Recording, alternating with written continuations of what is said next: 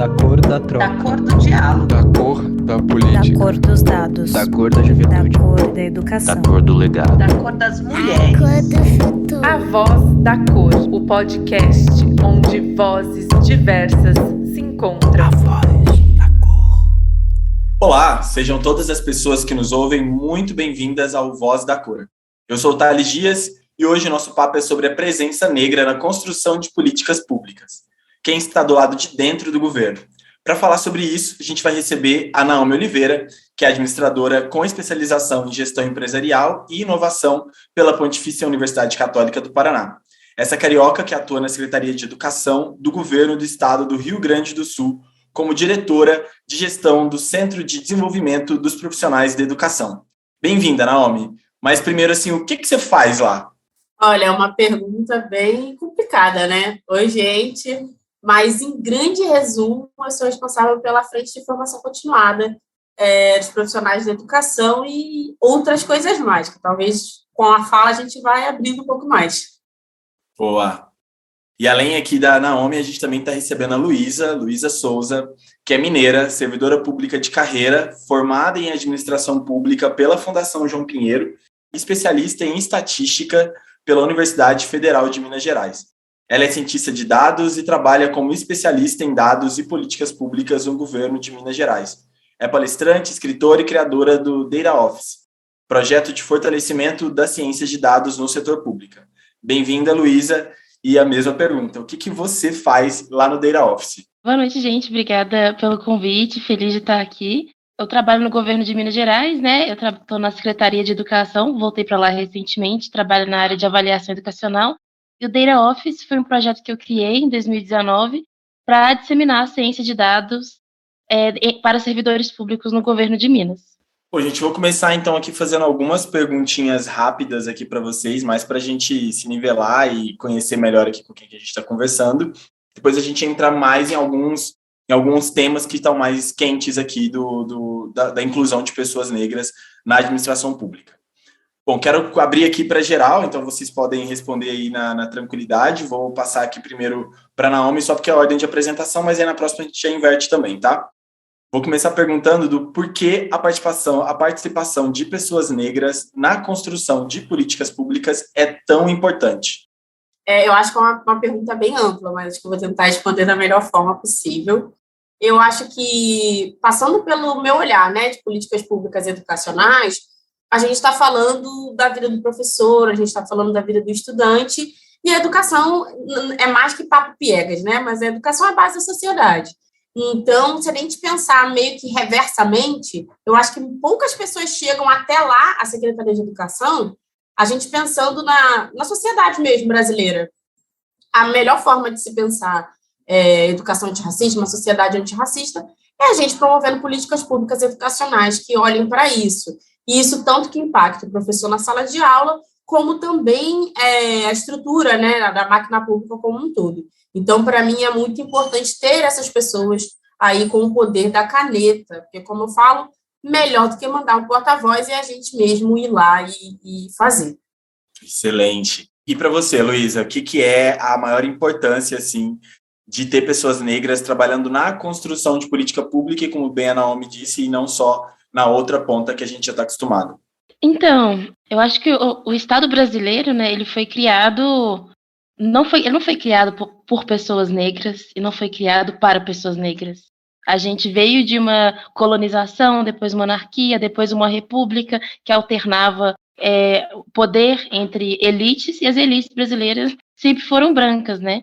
Então, a gente está no processo hoje no Brasil de reconstruir, eu diria, o governo, a sociedade, com uma ótica voltada para grupos que estiveram fora da tomada de decisão e fora do centro de atenção do governo. E a população negra mais de 50% da população brasileira, foi a base da construção do país, e é muito necessário que a gente tenha vozes negras tomando decisão no governo e olhando para realidades que pessoas não negras não conseguem olhar, não conseguem entender. Para você ter uma efetividade de política pública, você tem que desenhar ela de acordo com a realidade, de acordo com o problema que ela quer resolver. E se você não tem alguém que entenda dessa realidade, que tenha vivido essa realidade, a efetividade vai ser muito mais baixa, vide vários projetos, várias políticas públicas que foram implementadas no passado que não resolveram, de fato, o problema, porque tiveram riscos e muitos problemas de implementação. E mesmo nesse sistema aí super não convidativo mesmo para pessoas negras estruturalmente, como você bem falou aí, Luísa, o que te motivou a entrar para dentro do governo? Por que do nada, assim, entrou, foi construído, já tinha vindo, assim, mas o que te chamou a atenção para ir para o outro lado desse balcão que não era tão convidativo assim antes? Bem, eu descobri que eu queria trabalhar no governo quando eu estava na 4ª série do Fundamental, porque conheci uma ministra norte-americana chamada Condoleezza Rice. Ela foi a primeira mulher negra a ser ministra do governo Bush. Ela foi de relações, ela foi de defesa, na época da guerra do Iraque. Então, sim, essa mulher, para ela estar naquela posição, ela é fantástica ainda. E isso me inspirou bastante, ter essa referência, mas eu sempre vi também o governo como um lugar de mudar realidades. Por algum motivo, eu fui cercado por essa sensibilidade sobre as desigualdades sociais, econômicas do Brasil, e fiquei com isso na minha cabeça. E aí descobri, no ensino médio, a Fundação João Pinheiro, e entrei nesse caminho aí. E é até legal você ter falado aqui da João Pinheiro. Tinha até uma pergunta mais para frente, mas vou até puxar ela aqui já, por essa deixa. Explica um pouquinho como que é esse processo da João Pinheiro, porque ele tem uma diferenciação de maneira geral ali para os processos de entradas, né? E comunica muito diretamente quando a gente também está falando dessas cotas, porque se ele é um processo seletivo também público, ele também pode ter ali um processo seletivo focado para pessoas negras. E 2 perguntas básicas, assim, primeiro, o que é o processo de João Pinheiro, assim, de maneira mais direta, e nesse segundo ponto, se você consegue enxergar o papel das cotas nesse processo, ou do estímulo à entrada de pessoas negras nesse processo, na mudança da própria construção ou formulação das políticas públicas do Estado de Minas Gerais. Nossa, ótima pergunta, porque eu fui parte da nossa luta de implementação de cotas na Fundação João Pinheiro, cotas raciais. Antes não tinha cotas raciais, nem sociais, e eu estive lá na Assembleia, dando meu depoimento, enfim, pressionando os deputados a fazerem com que esse concurso público tivesse cotas. E a Fundação João Pinheiro é um órgão de pesquisa do governo de Minas, é o IBGE de Minas Gerais, e lá dentro tem a Escola de Governo, que forma gestores públicos para o governo de Minas, especificamente. Você faz o vestibular, a primeira etapa do concurso público é o vestibular, por isso que atrai muita gente mais jovem, mas se você já tiver outra graduação, você pode fazer também. E a segunda etapa do concurso público é a graduação, de 4 anos, em administração pública. E você sai para a carreira de especialista em políticas públicas, né? Como se eu fizesse um Enem e já entrasse ali direto para o governo, digamos assim, né? E quando você estava ali trabalhando para a defesa dessa implementação de cotas nesse processo, você teve algumas barreiras ou dificuldades dentro desse processo? Eu acho que até não só institucional, Luísa, mas muito de entendimento também, assim, das pessoas, de entender o porquê que essas cotas são importantes ou necessariamente da inclusão dessas pessoas. Nossa, fundamental, porque as pessoas que se formam na Fundação João Pinheiro, elas acabam integrando partes estratégicas das políticas públicas do governo de Minas. Então, são aquelas pessoas que estão entrando que vão ser os coordenadores, as subsecretárias, as coordenadoras, enfim, vão ser as líderes, as lideranças. E durante muito tempo a Fundação João Pinheiro foi um lugar branco, porque foi um lugar elitizado, né? Era um lugar que filhos de servidores públicos estudavam, e servidores públicos, a maioria, né? A maioria, assim... Ainda mais antigamente, né? Exato, antigamente, não negra. É porque negro não podia nem estudar antes, né? Se a gente fosse voltar ainda mais no tempo, quando já existia servidor público, né? Não. Tinha uma lei, pessoas negras não podiam, né? Tipo, não apenas não podiam socialmente, porque não tinham recursos, mas tinha uma lei para proibir pessoas negras de comprar terra, de estudar, de fazer tudo. Então, foi uma política pública de exclusão, né? A gente tem que saber, é ótimo você falar isso, porque o Estado financiou a discriminação, o racismo no Brasil. Foi uma política de Estado, o racismo, né? Eu acho que é isso, assim, para fechar essa coisa do governo de Minas, que essa discussão de cotas, durante muito tempo lá na Fundação, nem todo mundo tinha esse entendimento de que tinha que ser não só social, mas também racial.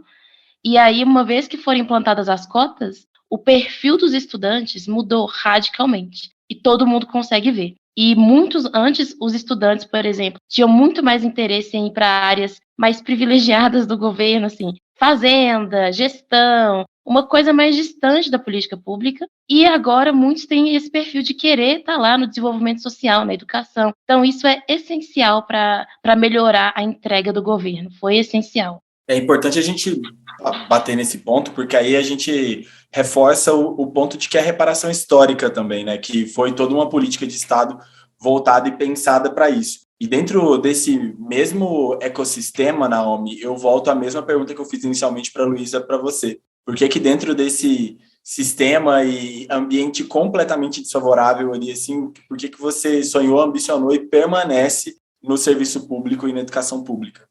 Então, talvez o tempo seja curto, mas eu parei na gestão pública meio que por acaso, né?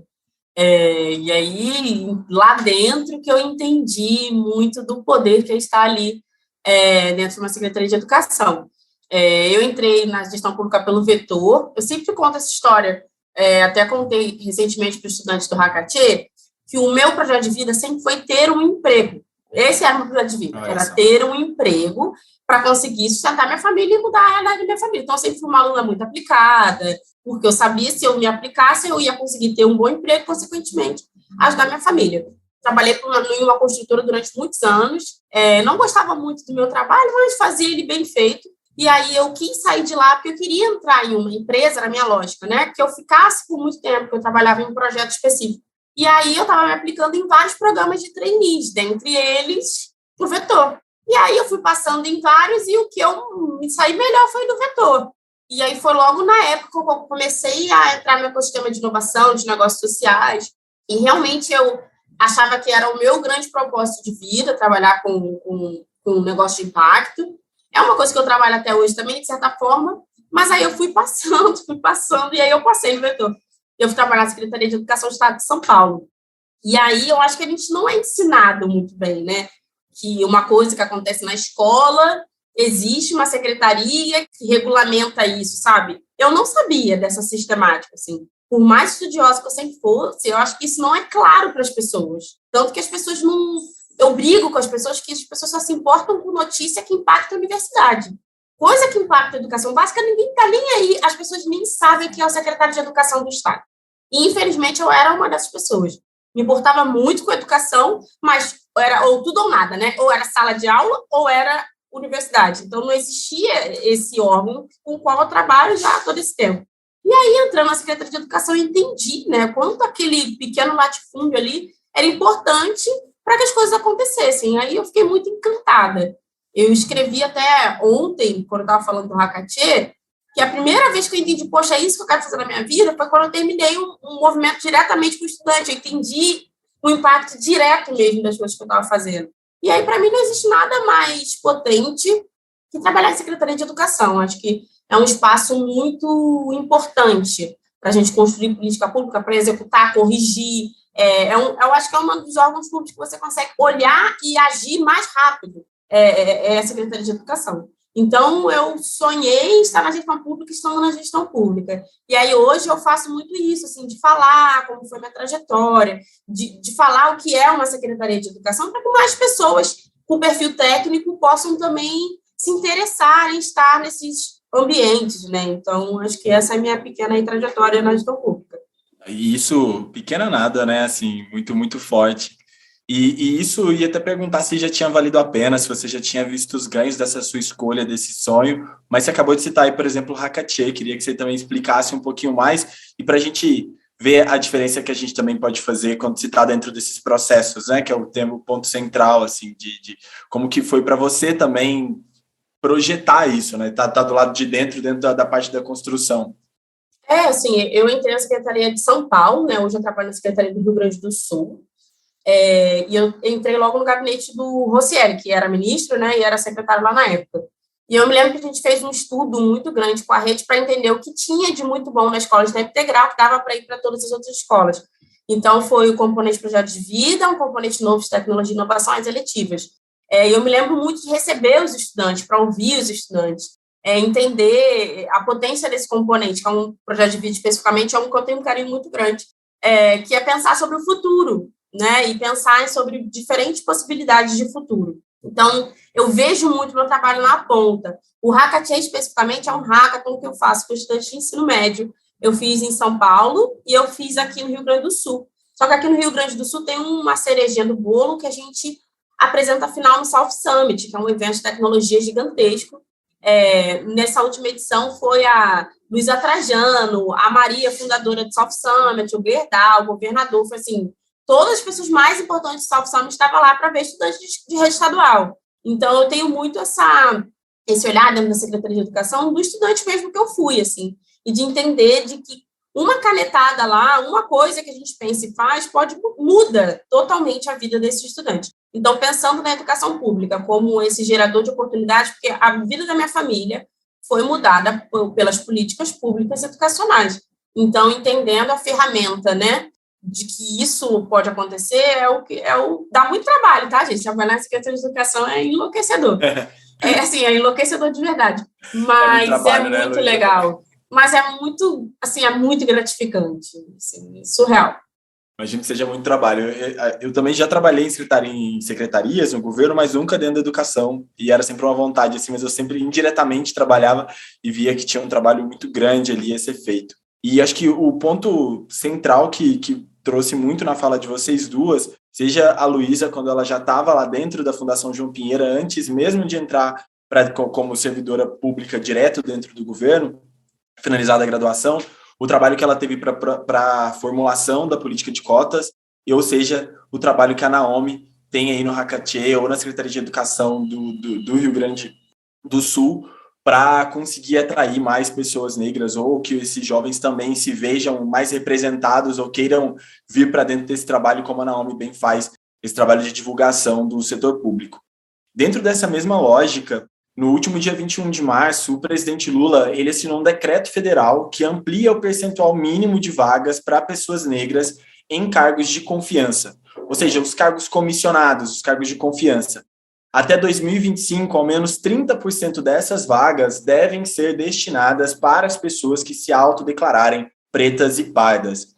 Meninas, vamos fazer aqui um exercício de que essa lei ela foi obedecida, que deu tudo certo, foi difundida por esses estados e municípios, e a gente pode aqui imaginar juntos quais seriam esses ganhos que a sociedade brasileira, ou melhor dizendo, que a nação brasileira teria em ter pelo menos 30% de pessoas negras envolvidas nos mais diversos cargos, como a Luísa bem trouxe aqui, que vai de secretária, diretoria, que essas pessoas elas assumem cargos de alta responsabilidade e também de salários dentro da lógica do setor público, e muito de vislumbração e credibilidade pela mídia, pela sociedade.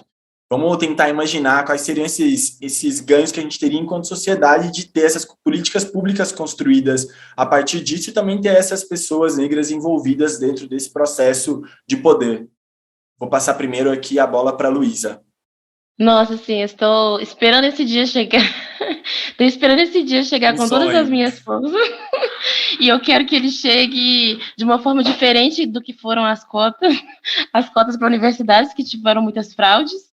Eu gostaria mesmo que não tivesse fraude para isso. E eu acho que o primeiro resultado, de verdade, seriam melhores propostas de programas e políticas públicas. É a coisa que mais veio forte com você falando na minha mente.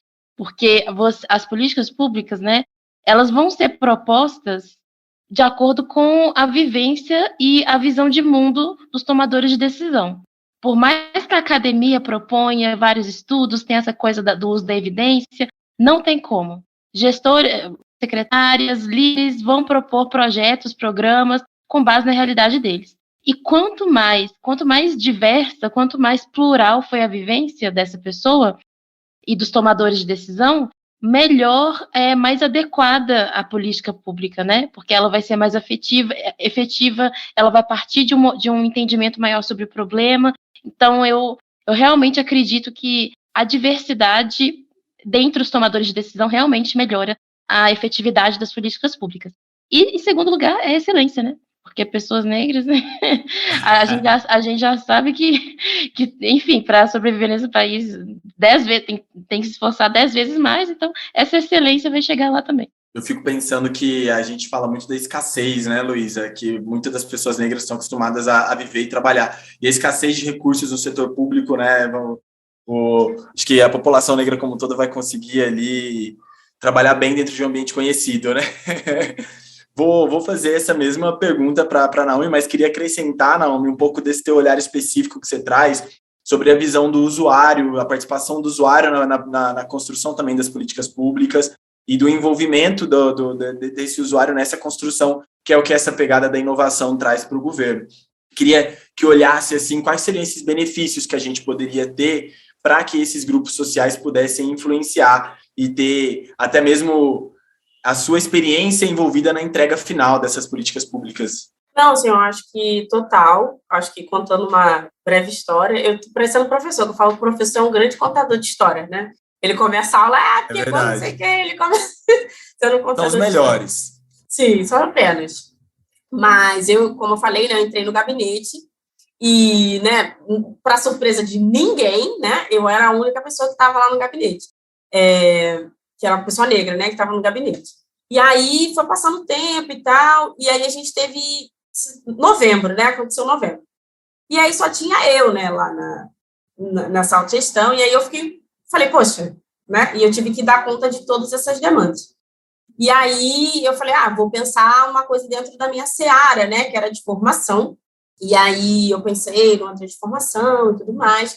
E aí, nesse meio tempo, o secretário falou assim, não vou fazer sua formação, não, vamos pensar em um programa, alguma coisa assim, que seja mais articulado com todas as áreas. E aí eu pensei na trilha de educação antirracista, que a gente faz a formação dos gestores, né, da alta liderança, para, no final, chegar no professor. E aí a gente fez isso lá em São Paulo. Eu saí no momento que estava se fazendo o curso para o professor e vim aqui para o Rio Grande do Sul. Na época, lá em São Paulo, eu era diretora, eu cheguei a ser a diretora pedagógica do Departamento de Formação Continuada. Departamento bem grande lá na IFAP. E, na época, o meu coordenador era o Marcelo, que também era um homem negro. Então, nesse meio tempo que a gente estava nesses espaços de decisão, a gente não só criou a educação antirracista, a gente estruturou isso, comprou livro, a gente fez muitas coisas, especificamente para a questão antirracista, e acho que, né, não é falsa humildade falar do ganho que se teve na própria gestão mesmo, daquele órgão. Assim, o Marcelo foi um coordenador muito bom. Eu tive também uma atuação muito boa dentro do meu departamento, acho que trazendo meu olhar mais de inovação, e aí eu vim aqui para o Rio Grande do Sul. Aí aqui eu já sempre estive em um cargo de liderança, então, e aqui eu vim para executar essa trilha, só que eu dei uma aperfeiçoada no trabalho e eu consegui fazer o circuito completo, né? Eu fiz até chegar nos professores. E aí, no início desse ano agora, a gente teve uma reestruturação da secretaria como um todo. Então, agora a gente tem subsecretarias e departamentos. Agora eu sou diretora, né? Eu era consultora para estruturar a área, né? Agora eu sou diretora de formação. E a gente tem o subsecretário da minha área, que vem a ser o próprio Marcelo, que estava lá em São Paulo e agora está aqui comigo no Rio Grande do Sul. E somos maioria, né, na nossa subsecretaria. Né? Tem eu, o Marcelo e mais uma diretora, que também é uma diretora negra. A gente tem um número de líderes negros, assim, exponencial. Na semana que estava chegando as pessoas, eu ficava assim, gente, essa galera está vindo trabalhar aqui ou está passando para, né, que vai trabalhar na SPGG, sei lá, em outro lugar. Assim, o número de pessoas negras que cresceram na Secretaria do Rio Grande do Sul é abismal, assim. Posso mandar até a foto para vocês no dia da posse. E um acaba puxando o outro, né, Naomi? Exatamente. A gente está em diversas áreas, né, não só na pauta, especificamente. Então, eu acho que passa pelo letramento também de pessoas brancas, mas passa também nesse entender que eu tenho que ampliar aquele meu grupinho de vagas, eu tenho que ampliar aquelas pessoas que são sempre chamadas, para que essas pessoas negras possam estar nessas posições. Então, a gente está nesse primeiro ano com essa nova liderança. Eu nunca trabalhei num lugar que tivesse tantas pessoas negras líderes de pastas diversas. Para mim tem sido uma experiência muito boa. Inclusive, a minha aproximação com o Instituto da Cor é justamente para a gente conseguir documentar esse processo, para entender assim, esse impacto e para que sirva também, eu acho que de case, para outras redes, para a gente ter uma prova, né? Para mim já está mais provado, assim, todos os dias a prova está lá, mas é muito importante a gente olhar isso de forma analítica, assim, sistemática, para entender como acontece esse processo. Sim, se eles querem resultados, né, em números, a gente dá para eles também para poder provar tudo isso. E o que você está trazendo, Naomi, é super importante, porque a gente consegue exemplificar já no mercado privado, onde já tem essa esses estudos de inclusão acontecendo, de que, de fato, quando se tem pessoas mais diversas, você inova mais, você trabalha melhor, consegue apresentar melhores resultados. E aí, queria direcionar aqui para você, Luísa, que eu fico pensando aqui, ainda naquela linha daquele sonho, assim, que tipos de resultado a gente pode esperar, pensando aqui no exercício futuro mesmo, acho que de um afrofuturismo, não deixa de ser, né? Onde a gente consegue pensar no resultado de uma sociedade que foi criada com base em políticas públicas desenhadas por pessoas que representem muito ali do Brasil. E aí, dentro disso, eu fico pensando aqui se a gente não vai ter benefícios para programas de assistenciais mais claros, sabe, que supram necessidades mais diretas, se a gente vai ter, inclusive no sistema penitenciário, né, e toda a administração penitenciária de maneira geral, algumas regras novas ou processos mais próximos do que a gente acredita, né, como sendo de ressocialização. Queria entender aqui com você o que a gente pode projetar com base nos resultados que a gente já conhece de diversidade e inclusão de maneira geral, tentando trazer isso para esse ponto de vista do setor público, que a Naomi super bem citou aí, junto com o trabalho também do Instituto da Cor. Sim, não, isso é muito relevante, e trazendo um exemplo assim prático sobre o impacto o impacto de ter pessoas mais diversas. Na faculdade eu pude fazer estudar e fazer uma avaliação sobre o programa Minha Casa Minha Vida, e o programa Minha Casa Minha Vida, ele tinha como objetivo construir unidades habitacionais para pessoas que moravam em situação de vulnerabilidade habitacional. E uma das unidades que foram construídas, né, eram prédios, e eles tinham vasos sanitários, e era uma comunidade, destinada a uma comunidade que não utilizava vasos sanitários. Eles utilizavam outro sistema de esgotamento sanitário, era fossa, e eles não tinham essa vivência de vaso sanitário. E aí construíram essa casa como se fosse uma casa, apartamentos, como se fossem para pessoas que moram em centros urbanos a vida inteira, e as pessoas não sabiam o que fazer com o vaso sanitário, elas colocavam planta, colocavam terra dentro do vaso sanitário, e aí cultivavam planta, e tipo assim, quem que deu essa ideia, sabe? Essa ideia, com certeza, foi dada por pessoas que estavam no ar-condicionado, pessoas que não conviveram com aquelas pessoas, não tiveram realidades semelhantes às do público-alvo daquele programa.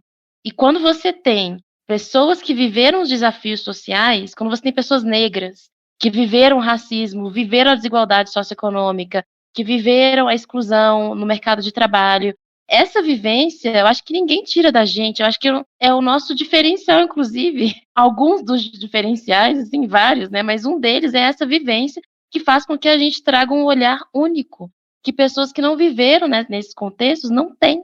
E se você leva isso para a política pública, você faz ela ser muito mais efetiva, como eu estava falando antes, e pessoas negras, sim, com certeza vão pressionar por um recorte de raça, e de raça, cor, na avaliação dos programas. Então, a própria geração de estatísticas pode melhorar com a presença de pessoas negras que vão zelar pelo levantamento de dados e realização de pesquisas com recorte de raça, cor, que nem sempre é uma realidade. A gente tem visto o recorte de gênero ser muito disseminado, mas nem toda política pública ela é analisada com esse recorte de raça, cor, o que é impensável para um país como o nosso. E isso vem muito em cheio, Luísa, daquele pensamento de que não é isso que a gente está aqui falando só para que as políticas públicas sejam feitas por pessoas negras, mas é que as pessoas negras, que são maioria nesse país, estejam representativamente ou proporcionalmente envolvidas nessas mesmas construções, né? Isso é importantíssimo. Nesse exemplo que você trouxe aí agora mesmo, não sei exatamente onde ele aconteceu, mas tem muito daquela percepção que a gente estava falando agora ali com a Naomi, que é de envolver quem está na ponta, o usuário, para que ele participe dessa construção e seja mais espelhado, né? Para que tenha tido um processo, talvez, ali de construção ou de desenho junto com essas pessoas que já previa ou faria algum tipo de aprendizado conjunto ali com eles. Isso me faz lembrar muito uma das nossas principais, ou talvez uma das primeiras políticas públicas mais efetivas, assim, direcionadas à equidade racial, que é na base, que é na educação, que é onde vocês estão, que eu quero até retomar um pouco disso, porque acho que ela exemplifica muito do que a gente falou aqui hoje, e muito do que a gente também vive enquanto indivíduo, aqui individualmente, cada um de nós, mas principalmente aqui no trabalho de vocês duas dentro das secretarias. E aí eu vou retomar um pouquinho aqui lá para 2003, quando a gente teve a estruturação da primeira lei, que é a Lei 10.639 de 2003, a lei que obriga o ensino de história e da cultura africana e afro-brasileira na rede pública de ensino como caminho para esse reconhecimento e valorização do legado cultural dos povos tradicionais de matriz africana e, consequentemente, para a promoção de uma cultura de paz. A secretária nacional de Defesa dos Direitos Humanos do governo Lula, desse atual governo federal, que está vinculada ao Ministério dos Direitos Humanos, a Isadora Brandão, ela mencionou a importância dessa lei e o fortalecimento de leis como essas em uma entrevista recente, justamente para que hoje a gente possa estar colhendo frutos melhores do que a gente teve no passado, né? Hoje a gente tem, e esse é um movimento extremamente recente, que nem nos últimos governos, inclusive, da gestão atual, a gente também não tinha, que eram pessoas bem representativas e órgãos públicos estruturados e pensados para pensar e construir políticas públicas para a população negra do Brasil. A gente consegue lembrar aqui de cabeça a ministra Sônia Guajajara, indígena, que está lá no Ministério dos Povos Originários, o ministro Silvio de Almeida, na Justiça, a ministra Aniele Franco, no Ministério de Promoção e Igualdade Racial, e tudo isso causa uma transformação enorme na sociedade, e um pouco dessa semente ela é construída lá atrás. Só que essa lei aqui em específico, a Lei 10.639 de 2003, ela, vamos dizer assim, que ela não pegou exatamente como ela deveria ter pego, seja por falta de instrumentalização dos servidores públicos para usar melhor essa lei, conseguir adequar ela melhor, ou seja, por monitoramento do próprio governo, mas a gente colhe um pouco desses sucessos e insucessos que tem dentro desses mesmos lados para tudo que é feito primeiro. E queria ouvir um pouquinho de vocês nessa lógica, a partir desse exemplo dessa lei, como que o governo ele pode cobrar essas instituições ou como ele pode se monitorar para conseguir estruturar ou garantir que leis como essa que a gente está vivendo agora, como esse decreto recente assinado para garantir os 30% de pessoas negras nos cargos comissionados e de confiança, ela de fato seja efetiva, para que não haja fraude de cotas, como a Luísa bem mencionou ali logo no início da fala. E como que nós, cidadãos, de maneira geral, podemos atuar também para monitorar o governo, as entidades e os profissionais públicos que trabalham ou se estão diretamente nessa máquina, né? Quais são os benefícios de uma educação construída por essas pessoas, mas aqui muito pensado mais para como que a própria sociedade consegue monitorar ou criar mecanismos de estar mais próximo disso. E aí queria primeiro ouvir da Naomi. Não, acho que um passo muito importante para a implementação mesmo da lei é justamente essa nova lei dos cargos, né? Porque a gente parar de pensar política pública educacional pensando na escola. A gente tem que pensar, às vezes, é um passo atrás, é garantir que quem execute, bote para rodar, sejam pessoas que têm minimamente esse conhecimento, né? Então, eu acho que esse é um ponto. Como implementa a 10.639? Tendo gente letrada, tendo pessoas negras nos órgãos de execução. É a única forma de execução e a gente parar é um apelo que eu faço. Gente, vamos entender como funciona a educação básica. Para entender quem a gente tem que cobrar, para entender aonde é que as coisas funcionam, e também parar de bombardear o professor, entendeu? Ele não vai dar conta de tudo, e nem deve, né? O professor ele não deve dar conta de tudo. Então, acho que a gente também, enquanto sociedade civil, entender uma forma de apoiar e cobrar esses órgãos de educação básica e pensar nesses cargos de pessoas que executam mesmo. Eu acho que é a forma para se executar. Não tem outro mistério, eu acho, sim, mas óbvio que eu estou votando com o relator, né, quem trabalha na Secretaria de Educação, mas eu acho que esse é o mistério. E você, Luísa, consegue acrescentar alguma coisa aí dessa fala da Naomi? Sim, não, acho que ótimo ponto que a Naomi traz de ter pessoas negras na execução dessa política, principalmente, e a parte que eu vou bater na tecla por ser a minha área de atuação, dados, né? Você precisa primeiro ter um diagnóstico de como está o serviço público do governo federal e das outras instâncias, dos outros níveis de governo também. Então, qual que é a proporção de pretos e pardos? Qual a proporção de brancos, indígenas, sabe? Então, tem que ter esse diagnóstico. Eu não vi circulando isso ainda. A gente precisa de ter esse censo para ontem. precisamos trabalhar autodeclaração, sabe? Letramento racial, quem é preto, quem é pardo, quem é branco. Ter uma avó negra me torna negro? Não, não torna. A gente tem que bater nessa tecla, porque para a gente parece bem resolvido, mas para as pessoas não é. Então, e no serviço público, a gente já teve várias fraudes nos partidos, né? A gente viu aí alguns políticos famosos se declarando como negros aí para poder melhorar os números dos partidos. Então, eu tenho medo que isso aconteça.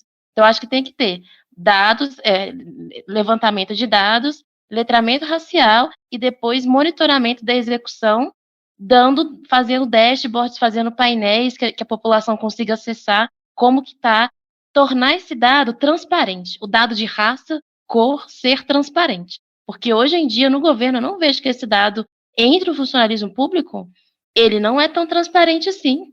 E eu acho que a transparência é chave para a gente acompanhar o sucesso dessa política, né? E o letramento racial, que você tanto falou aqui diretamente, e que a Naomi também trouxe muito, que é da gente se entender aonde a gente está dentro dessa discussão, ele não é por acaso, né? Porque justamente essas primeiras políticas que a gente está falando, essa política mais recente que a gente trouxe aqui em conjunto, elas foram pensadas ou elas começam ali muito, onde o primeiro lugar que a gente sente impacto dela é dentro da educação, porque ela é propositalmente escolhida enquanto área para começar a se questionar, seja ela dentro da sala de aula para garantir que a história e a cultura afro-brasileira ela seja difundida para todas as pessoas, ou seja dentro das universidades como cotas, ou olhando isso para dentro de serviços públicos, e isso perpassa diretamente pela educação antirracista. Vocês duas aí hoje trabalham na Secretaria de Educação e imaginam o quanto que isso deve ser desafiador dentro da formulação indireta e transversal da educação antirracista, e já direcionando aqui para a Naomi, que pontuou que a educação ela não se faz só dentro da sala de aula. Queria saber, Naomi, como que a educação antirracista se faz para além da sala de aula, e qual que é o papel da educação enquanto instituição para organizar tudo isso? Eu acho que é questão da gente pensar nas instâncias, né, de políticas públicas de forma mais sistemática. Eu acho que o ponto que a Luísa trouxe da questão dos dados é um ponto muito importante, né, tanto que eu falei, fiz todo o trabalho no ano passado, mas esse ano eu vou voltar para o trabalho de documentar esse processo para que a gente consiga replicar em mais redes, mas de entender também resultados de políticas públicas que deram certo, para a gente continuar ampliando elas em diferentes instâncias. A minha irmã mais velha, ela é da primeira turma de cotas do Brasil, da UERJ, e ela fez Ciência Sem Fronteiras, eu fui aluna do ProUni, também de cotas, meu irmão também. Então, assim, eu conseguir estar na Secretaria de Educação hoje, trabalhando, sendo diretora de formação, passou por ter tido essas políticas públicas educacionais para minha família e para que eu pudesse estar aqui hoje. Então, eu acho que a gente pensar em políticas públicas nessa cascata, a gente ter uma visão mais do todo, da gente pensar nos estados, mais o governo federal, pensando em ações articuladas para todos os níveis de educação. Então, a gente vai desde lá na educação dos municípios, primeira infância, ensino médio, né, que é ali que a galera sai, né, da escola. Então, ensino médio, ensino superior, eu acho que a gente tem um olhar mais articulado para a educação, para toda a trajetória da educação, e pensar nesses recortes. Os dados são muito ruins ainda. A autodeclaração é algo muito subjetivo no momento da matrícula. Eu acho que a gente falar diretamente de educação antirracista, não no tocante de não cometam racismo, não chamem o colega de macaco, mas a gente pensar nessas outras coisas que dão, acho que, questões civilizatórias mesmo para a população negra, assim, acesso a dados, visibilidade, pensar em acesso, em oportunidade, a gente avançar um pouco mais nas ações, sabe? Só falar que não teve caso de racismo, que atender os casos de racismo é algo muito elementar. Fazer um projeto, uma feira, acho que é algo muito básico. A gente talvez tenha que ir para uma coisa mais analítica e mais articulada. A educação antirracista, ela de fato cria cidadãos melhores, né? Como você trouxe muito bem, viu, Naomi? E, Luísa, queria ver com você qual que é o grande sonho ou possibilidade que o dado pode ter dentro dessa construção de educação antirracista ou de uma sociedade menos racista. Eu acho que o dado, eu falo que é a vida acontecendo. Então, os dados, eles nos ajudam a compreender melhor uma realidade. Então, realidades que estavam ocultas, por meio dos dados, das estatísticas, ficam visíveis, ficam evidentes. Então, acho que o primeiro lugar seria, de fato, ampliar essa questão dos estudos, das avaliações, das pesquisas relacionadas a políticas antirracistas, como a Naomi falou, avaliação de impacto. Qual foi o impacto das cotas? Porque olha só o impacto que teve. Acho que é imensurável. Duas pessoas que estão hoje em cargos relevantes na sociedade vieram de políticas públicas, foram beneficiadas por políticas públicas antirracistas. E isso é um impacto tão gigante que a gente tem que começar a entender mais isso, temos que mensurar mais o impacto disso e replicar isso em outras políticas, porque a gente fez isso na educação, mas também não teríamos que fazer em outras áreas, né? Trabalho, emprego, talvez saúde, assistência à saúde para a população negra, porque a gente sabe que a saúde da população negra é negligenciada, tem várias questões muito específicas, o oxímetro que colocam no seu dedo para medir a saturação do seu oxigênio no sangue, ele pega menos, ele é menos preciso em pessoas negras do que em pessoas brancas, porque foi desenvolvido com pessoas brancas. E aí várias pessoas negras têm dados errados sobre a sua pressão, a sua saturação de oxigênio, que poderia ser fatal para alguém, inclusive. Então, coisas pequenas que podem fazer muita diferença você trazer uma abordagem racial para políticas públicas, assim, pode de fato salvar a vida de várias pessoas, né? Não só permitir acessos, mas salvar vidas. Então, avaliar é essencial. Estudar, avaliar esse fenômeno é fundamental. Produzir informação. Olha, Luiz, essa fala da saúde pegou aqui bastante, porque aqui vai um spoiler, a gente está trabalhando nesse tema também aqui dentro dessa temporada ainda, sobre saúde coletiva da população negra, e a gente agora tem, depois de todo esse tempo, também uma área dentro do Ministério da Saúde para pensar saúde para a população negra, e aí a gente consegue desdobrar esse assunto que a gente começou aqui hoje, da presença das pessoas negras dentro da formulação de políticas públicas, ainda para além da educação, que a gente mais tem contato e está mais no nosso dia a dia, para também áreas como a saúde, como o serviço penitenciário, a justiça, segurança pública, lazer, cidadania e tantos outros. A gente existe, a gente está em todo lugar e a gente vai continuar existindo. Luísa e Naomi, eu quero agradecer muitíssimo a participação de vocês. Quero deixar aqui um super abraço e obrigado. Devolver aqui para vocês a fala para qualquer recado que vocês queiram dar, divulgação de algo que vocês estão fazendo, ou de redes sociais, o que vocês quiserem. Primeiro aqui, Naomi.